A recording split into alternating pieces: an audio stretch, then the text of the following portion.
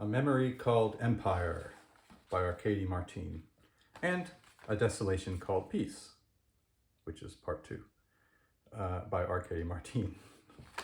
Okay, so these are hardbound books. These are the dust jackets. Right at the top, it's calling it a space opera. I used to read a lot of science fiction when I was younger and really enjoyed it. And I never stopped enjoying it. For some reason, I sort of stopped reading it. Or I didn't stop reading it, but I slowed down. These are both hardbound books. Just a sort of a regular sort of a book here. Nice big font, and the pages are, yeah, they're reasonably thick. Nothing to complain about. They're not illustrated or anything. They're glued binding. Let's have a look at the chapter headings, because at least it's something on the chapter heading.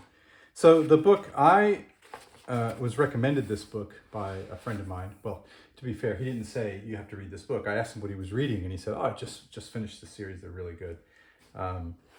And so I picked them up. So I'm about, I don't know, halfway through A Memory Called Empire. I haven't finished it, and I haven't read A Desolation Called Peace yet.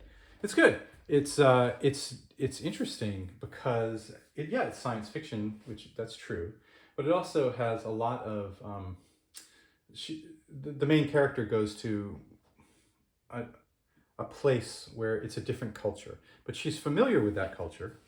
She's studied that culture. She loves that culture, and but now she's really in it. And but it talks about the language differences in language, sort of linguistic kinds of things and cultural kinds of things, and how, I don't know. I just that's always interesting to me.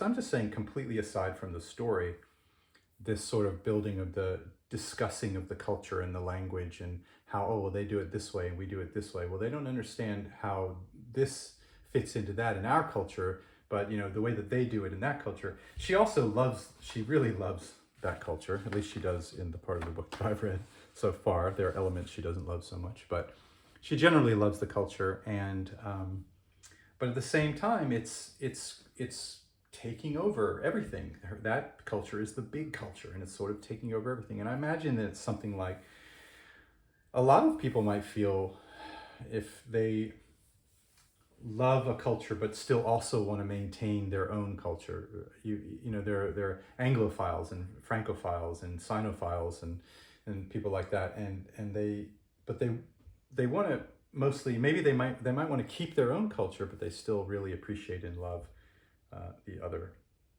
culture. I don't know what it's called if you love Japanese culture. I came up with 3, but I can't think about Japanese culture. Anyway. Okay, but the story itself is beyond that. The story itself is one of a diplomat who goes to this place, and she's got problems right off the bat that she has to deal with, and there's it's science fiction-y, and it's pretty good so far. But I haven't gotten like I say, I'm only about halfway through the first one. Okay, let's leave it there. A Memory Called Empire and A Desolation Called Peace by Arkady Martine. Let's see if there's a picture of Arkady Martine.